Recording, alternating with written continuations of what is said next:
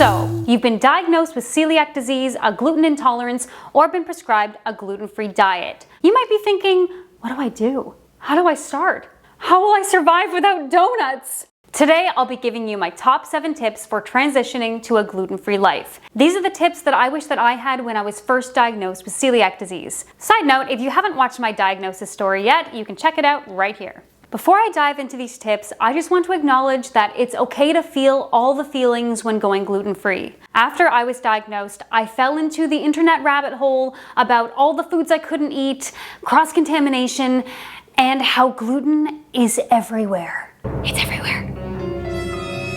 It was intense and overwhelming. I've done it all. Eaten something without reading the label. Thought I'd be fine eating something from a contaminated fryer. Cried in a restaurant. I want to help you avoid the mistakes that I made. So here we go, my top 7 tips. Tip number 1, de-gluten-ify your home. Your home is your safe haven in a gluten-filled world. So let's start there. How you will do this will depend on whether you live alone, with roommates, or with family. Let's start with living alone because it's the simplest. You don't want to be tempted, so purge your kitchen of any gluten-containing items. Make sure that you read the labels because you probably haven't done that before.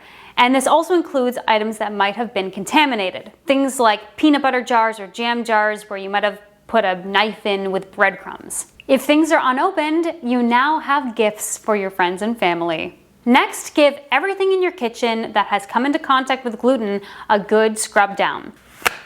Especially things like wooden cutting boards and pasta strainers, because you know there's a lot of gluten on those. If it's more than just you in your household, then painter's tape and a Sharpie are your friends. You're gonna wanna label all of the gluten-free items and ideally store them in a separate place so that other people don't accidentally use them and contaminate them. Seriously, label things, because your boyfriend might accidentally bring home some veggie burgers that contain breadcrumbs, put them in the freezer, and then serve them to you 6 months later. If you live with others, you should also get a separate cutting board for bread and pasta strainer, or any other items that get a lot of gluten traffic. You should also label those so that no one accidentally uses those either. And if you have sketchy roommates who don't thoroughly wash their dishes, you might want to grab an extra set of everything. And no matter what, buy a new toaster. There's no way you're gonna scrub the gluten out of that. Tip number 2, research, aka the boring part. I won't go on and on about this because it's just common sense. Do your research. No need to spend hours and hours in the depths of the internet. Just find a list of the foods that you can and can't have so that it's easier when you're grocery shopping. Here's a quick list of gluten-containing grains: wheat, barley, rye, triticale or triticale, farina, spelt, kamut, wheat berries, farro, and couscous. I don't think that I've even eaten half of those things, but what is triticale is the question. Or like wheat berries. Have you ever seen wheat berries? I have not seen wheat berries. The berries of wheat.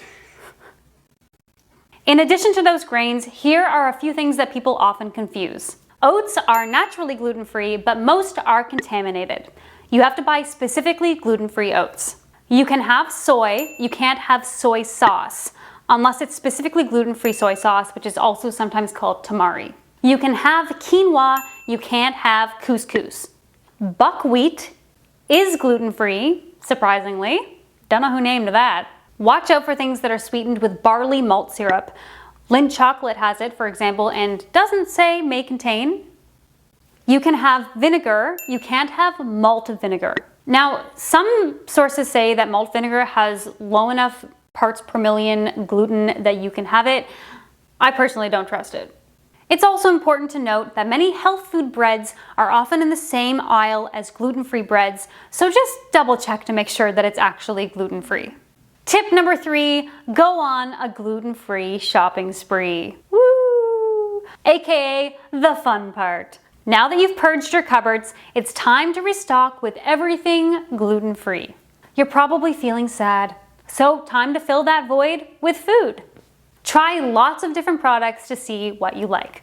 Just a heads up, while gluten-free has come a long way in the past decade, you will still encounter some gluten-free products that are not very good. I personally feel like this is all a part of the experience. You'll try some great products, you'll try some terrible products, you may laugh, you may cry. This is location specific, but I will let you know my 3 favorite grocery store gluten-free items in case you can find them. First, the Promise gluten-free bread items, especially their artisan loaf and their brioche items, are delicious. Number 2 are the Kinnikinnick? Is that what it is? Kinnikinnick?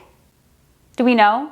Okay, I think it's Kinnikinnick brand donuts. I love the cinnamon sugar, I love the maple, I love the chocolate dipped. You do need to microwave them for like 20 seconds to get them nice and warm. Otherwise, basically all gluten-free grocery store items are gonna be dry, but just put them in the microwave.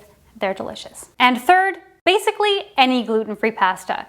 Ones that are a blend of different grains are always nice. You can also get gluten-free pastas that are made from chickpeas or lentils that are a great healthy option, or anything from Italy. They know how to do it. Pro tip, if you are diagnosed with celiac disease and live in Canada, I'm not sure about other countries, make sure you save your grocery receipts because you can write off the gluten-free items at tax time as a health expense. Tip number 4, find your go-to recipes. Making delicious food in your now gluten-safe kitchen is going to make you feel better and less restricted. I basically forget that I have celiac when I'm cooking at home. Maybe you already have some recipes that will be easy to make gluten-free.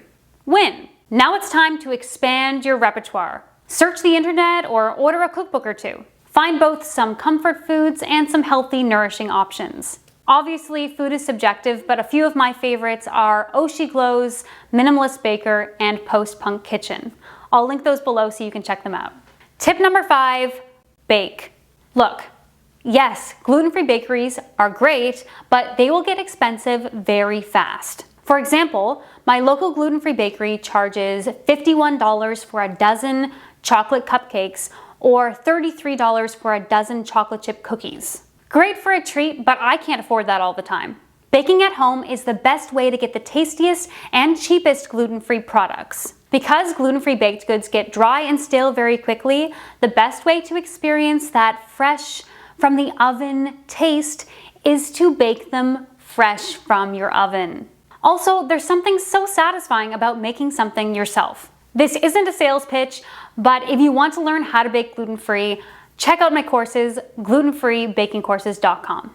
Tip number 6, find restaurants. When you're gluten-free, restaurants can either be totally fine or a horror show. I have a whole video planned for how to navigate restaurants, so stay tuned for that. But the most important thing is that you research your local restaurants. It's good to do this for several reasons, but mainly that 1, if you're going out to eat with friends, you can suggest places that you can actually eat at.